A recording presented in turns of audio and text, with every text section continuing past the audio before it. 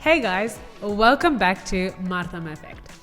My name is Annmaria, and with me I have a very special guest, Annie K. Annie K. I'm sure you all know her. You've seen her in our previous podcast episodes, and you were the host of? Yes, so if you haven't seen it already, go watch it and then find it somewhere there in the bottom. And like, share, subscribe. But today on our podcast we'll be doing the word on the street, and the word on the street is pretty big right now. There'll be a big news being revealed at the end of this podcast, so stay tuned. It's a shocker.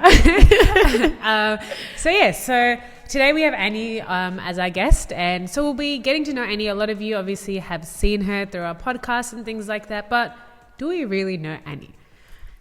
So Annie, today, let us know, like, what's been happening with you? What's been going on with your life? What have you been up to these days in the past, maybe in a couple of years? What have you been up to? Right.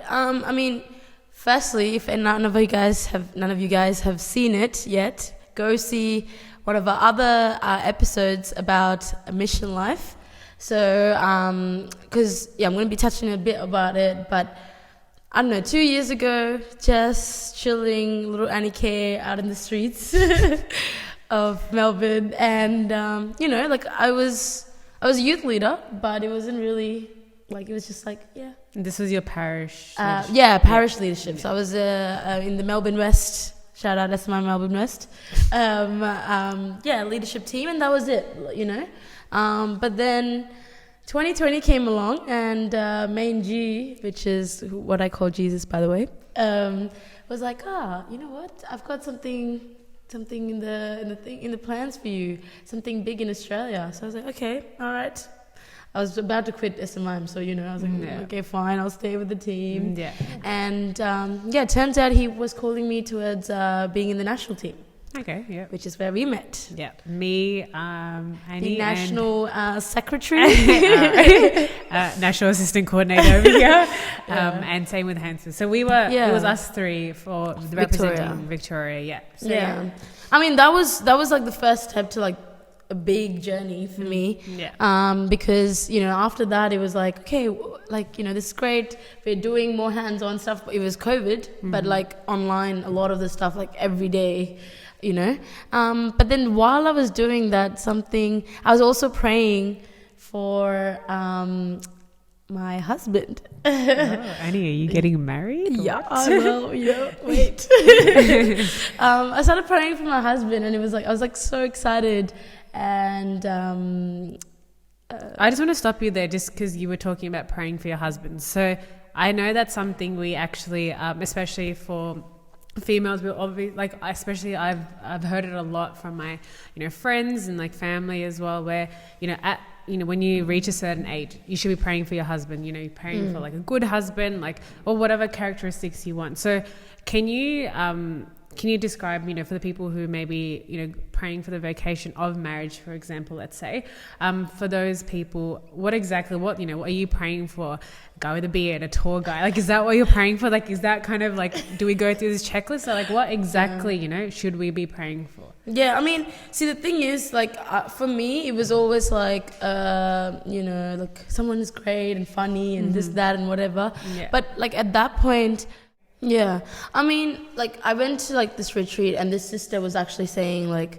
the same thing where you said now I'm a daughter, it's because I'm of a certain age, that she was you should pray for your husband, and I was like, okay, so I'm thinking okay, I should pray that he's good, and man's waiting for me, and all of this stuff. And I actually found something from Simon from Fire Up Ministries, and it was he was writing letters to his future wife, and things like that. And I was like, that is so cute, you know what I mean? So I started doing little things like that, and especially if it's a bad day, it's where are you? Seriously, and all of this stuff. And I started praying one thing that was started 2020 that I started doing, I made a decision, was that I want to do what God's will is, no matter what. I didn't know what that meant at that time. Yeah.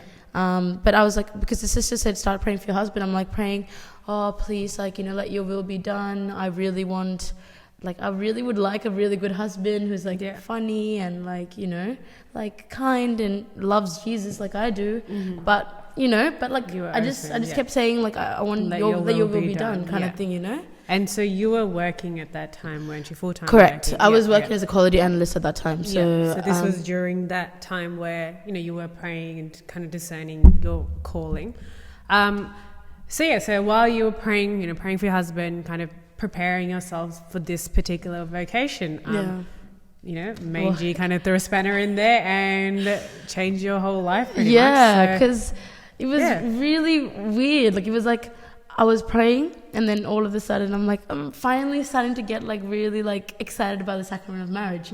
Like until then, like it was a different mindset altogether. And I'm like, wow, like this is great. I can't wait to be married and I can't wait to like both me and my husband become saints and our many kids become saints together. And like, I was so excited. But then all of a sudden Mangy was kind of like, hey, so like, what if I want to call you for me? And I was like, no. Yeah. So what do you mean, like calling for me? Like, what is that?